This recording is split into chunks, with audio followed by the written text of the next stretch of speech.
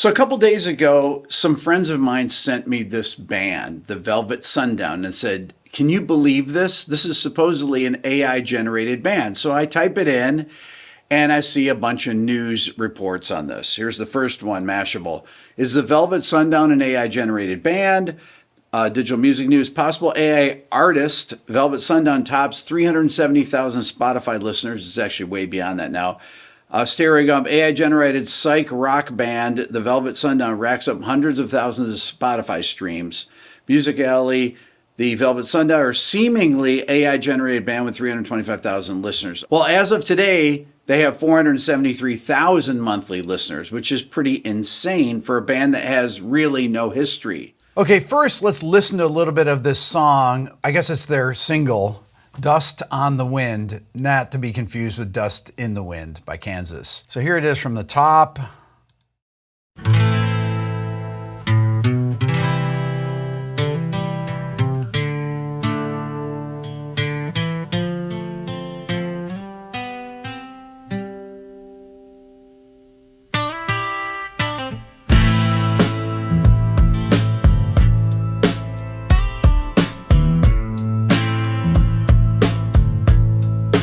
Dust on the wind, boots on the ground, smoke in the sky, no peace found.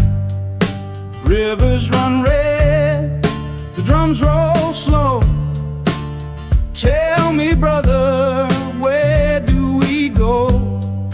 Now let me read a little of one of these articles. This is from Mashable. This is by Christiana Silva. Have you heard of the Velvet Sundown? It's kind of like the Velvet Underground, except the Velvet Underground is definitely real. The jury is still out on the Velvet Sundown.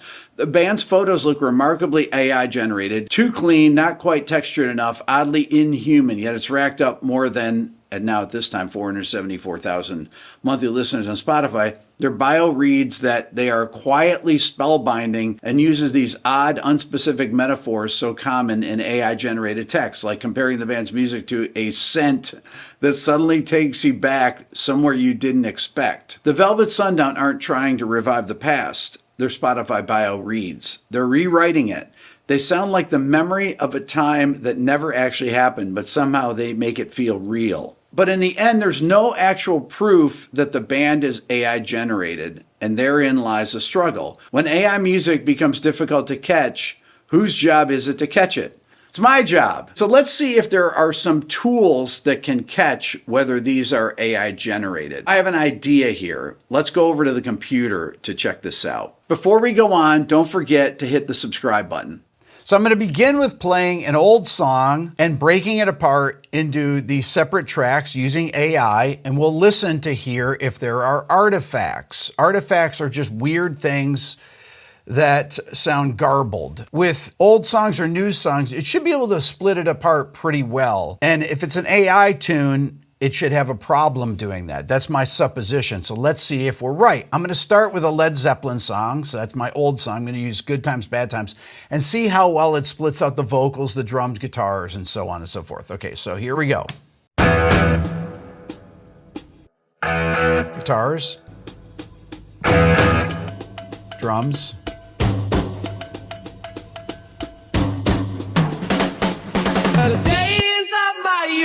I was told what it means to be a man. Listen.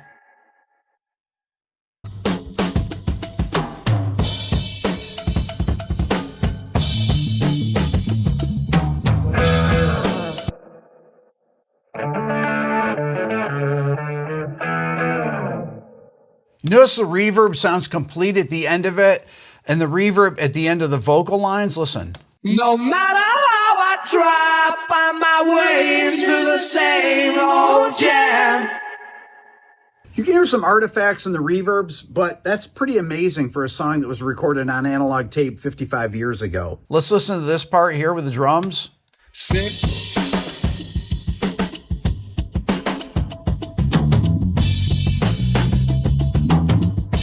Rid of me. She swore that she would be on. Okay, so it's splitting out this track really well.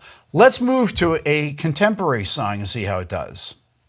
All right, I'm going to start with the Sabrina Carpenter song, Man Child. Now, don't click off the video because I want to see how it does. Now, here's the vocal. Listen.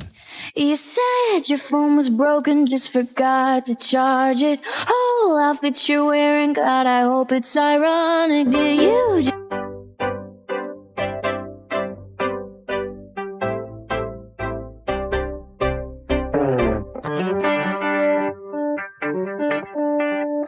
does a great job with it. Really cleanly splits the tracks out. Next, let's move on to the Velvet Sundown to see if we can tell if it's AI generated. Now, if it is, what I suspect is that it will be difficult for it to separate the tracks, and you're going to hear a ton of artifacts in the different parts. Let's actually take the verse part here and listen to that. Let's listen to the vocals, see what it sounds like.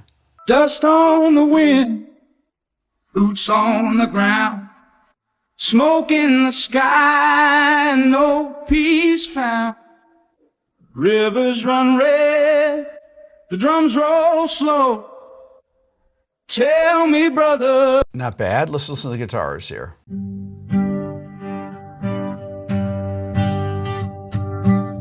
That's bad.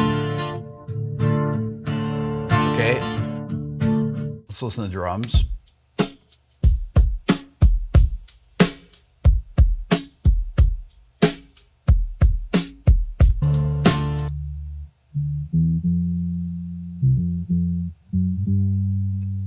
Raise your...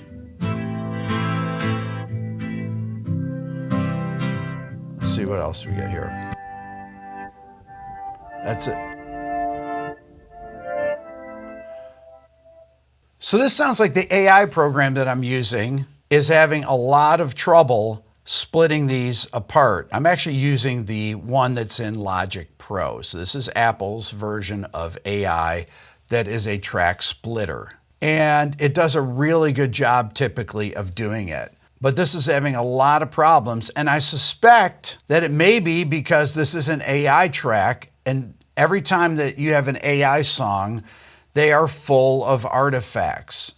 And why is that? Well, one of the reasons is that it's trained on MP3s.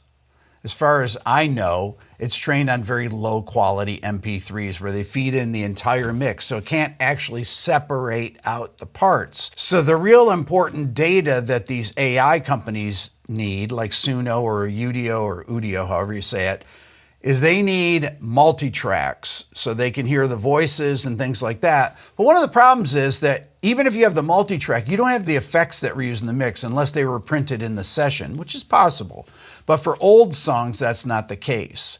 But you can hear how this is really struggling to separate out the guitar parts and the keyboard parts and things like that. You hear some vocal parts that have a little weird artifacts in them, but the guitars and keyboards it's doing a really bad job.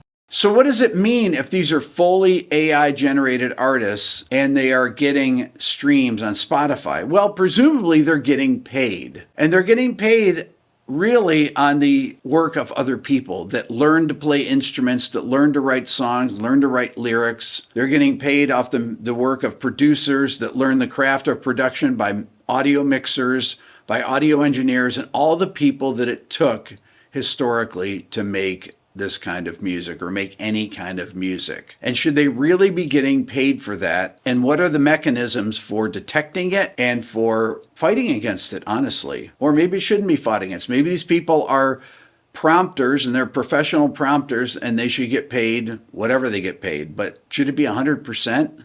I don't know. Are they getting paid? What are they getting paid? These are all questions that are important to ask. I'd love to know your thoughts. Leave a comment, hit subscribe. Thanks for watching.